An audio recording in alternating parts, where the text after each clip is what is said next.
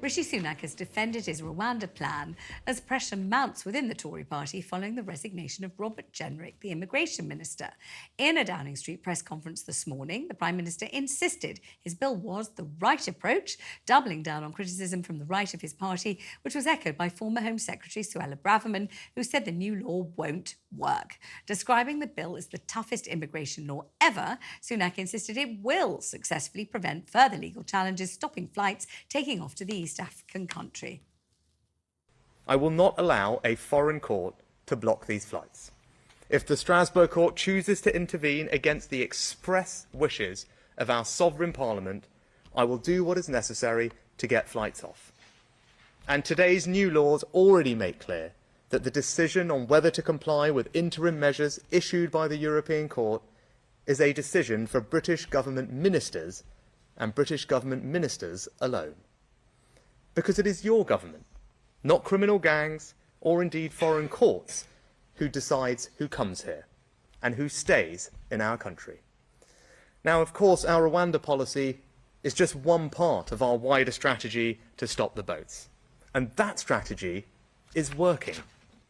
Joining me in the studio now, Chief Political Correspondent at the Times, Aubrey Allegretti. Good to see you, Aubrey. And down the line, we're joined by former Conservative Minister Lord Vaizey. Ed Vaizey, good to have you on the programme. Oh my gosh, Robert Jenrick suddenly decided to decamp after Rishi Sunak said we must be united or die. Not a good moment.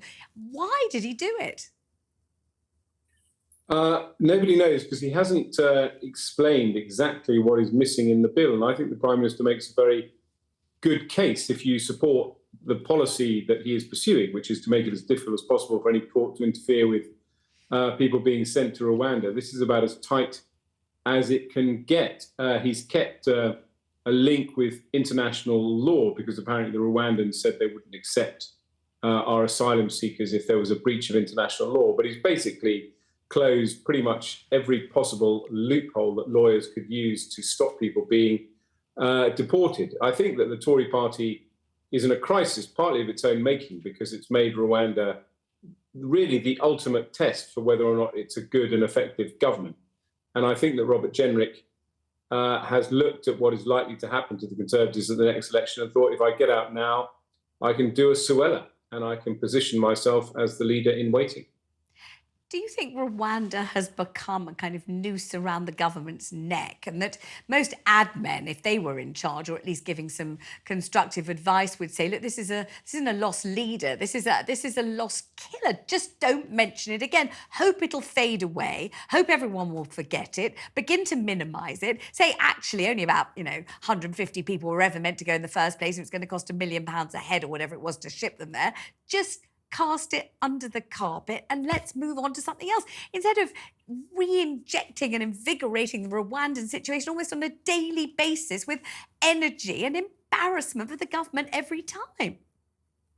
It's a duff product on about 3 different levels. First of all, it's what they call a boomerang wedge.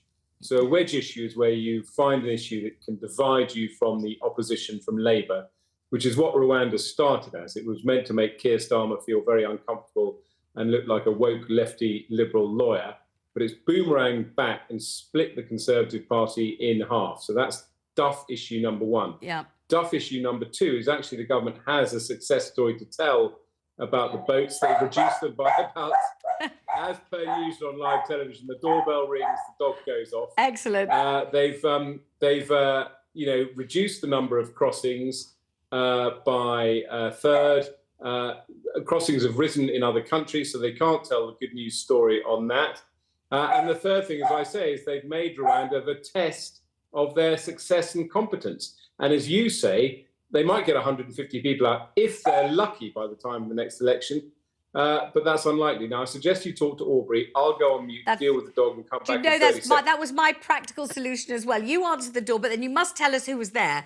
Aubrey, so Robert Jenrick, has he decamped because he really believes Rwanda will never happen? Has he decamped because he thinks that what Rishi Sunak has said is much too draconian and the idea that we can't be influenced at all by the European Court of Human Rights is a terrible idea? Or has he decamped out of self-interest because he's hoping that he can recreate himself as a kind of Braverman Mark II? Well, I'm sure there is an element to which Robert Jenrick agrees on principle that this bill doesn't go far enough. And he worries that there have already been two major pieces of immigration legislation passed this Parliament designed to get this scheme off the ground, but they've so far failed. This, he thinks, is the sort of third and final time. It's not going to work, and so he's had to go. However, he is one of Rishi Sunak's closest allies. He was put into the Home Office, in part, to sort of shepherd, to keep an eye on Suella Braverman, the Home Secretary at the time. He was supposed to be the person who was in charge of making sure she was focused on delivery and not politicking. The fact that he has now left the government means that it's indicative of the sort of support draining away, even amongst Rishi Sunak's allies. And there are some who are questioning, the closer we get to a general election, whether it's worth staying in the tent all the way to the potentially bitter end. Because if you're a minister, you have to wait a certain amount of time before you're then allowed to take up a potentially lucrative job in the private sector. So there are some ministers who think, well, if the election is now about 6 months away, that's the sort of time that I would have to wait. If I duck out now, then I might be able to take my job sooner rather than later. Gosh, that's such a bad look for the Prime Minister, isn't it? It's very difficult for him, absolutely. And the hardest part of all this is that he really has to keep the threat of the sort of Rwanda scheme alive in order for it to be a deterrent. Now, Ed Vaizey was talking about the fact that crossings are down by a third, and that there is a positive story for the government to be able to tell there. Partly it can't tell it because it didn't say Rishi Sunak will reduce the number of crossings. He said he would stop them completely. But also you have this situation where the less likely the scheme looks to get off the ground, the less people will be deterred. And while crossings have come down this year, it's not impossible that they could rise again if migrants who are thinking about crossing the channel go, actually, the chance of me being removed to Rwanda is getting increasingly small. Next week, MPs will vote in the Commons on the Rwanda bill, and questions were asked about whether this would be treated as a vote of confidence in Rishi Sunak and his party. Let's have a listen to what he said in response.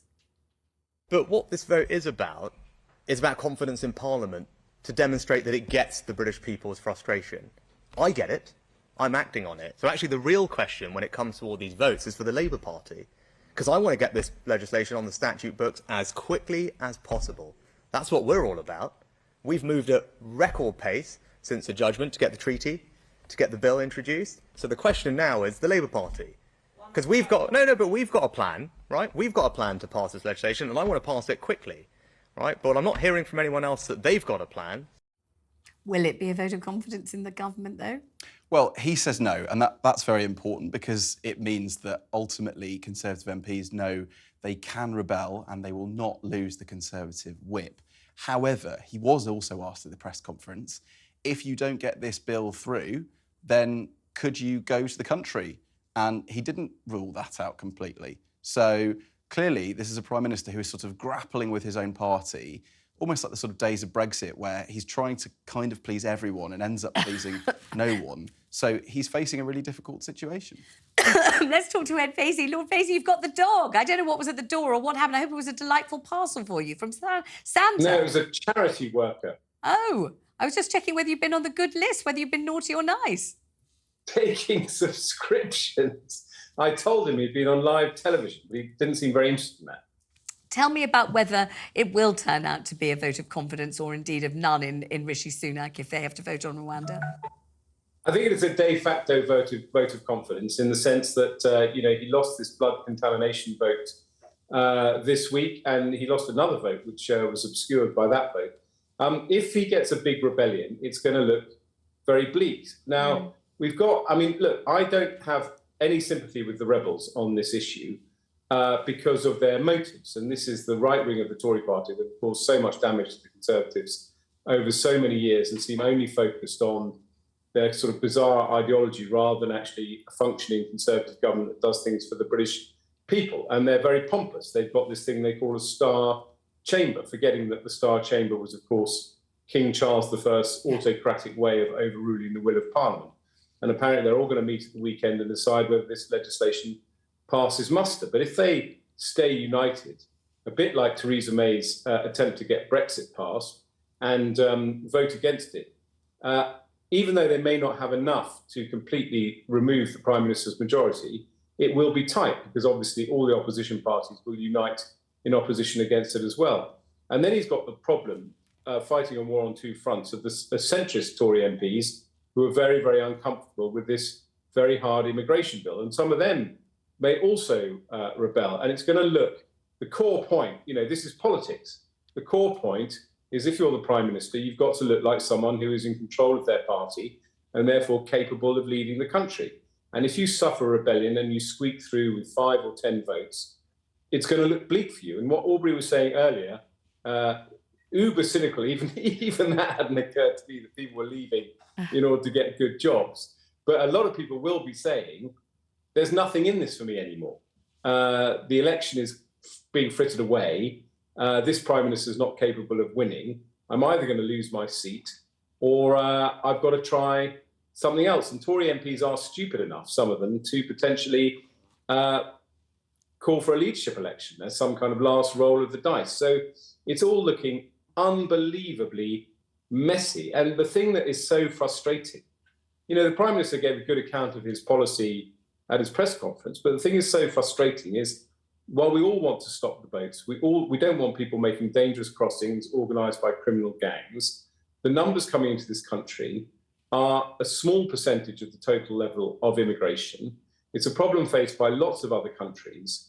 And the Prime Minister has made this one policy the absolute do or die issue for his government, leaving aside cost of living, taming inflation, getting down the debt, returning to growth, tackling waiting lists, all the other issues that really worry people, particularly as we approach Christmas. And it's just bizarre. It's completely bizarre how we've got into this position. I heartily agree. I think it's absolutely mind-boggling. You just wonder who's giving the advice in all of this. It should be you. Lord Vaizey, thank you very much indeed. Aubrey, good to see you.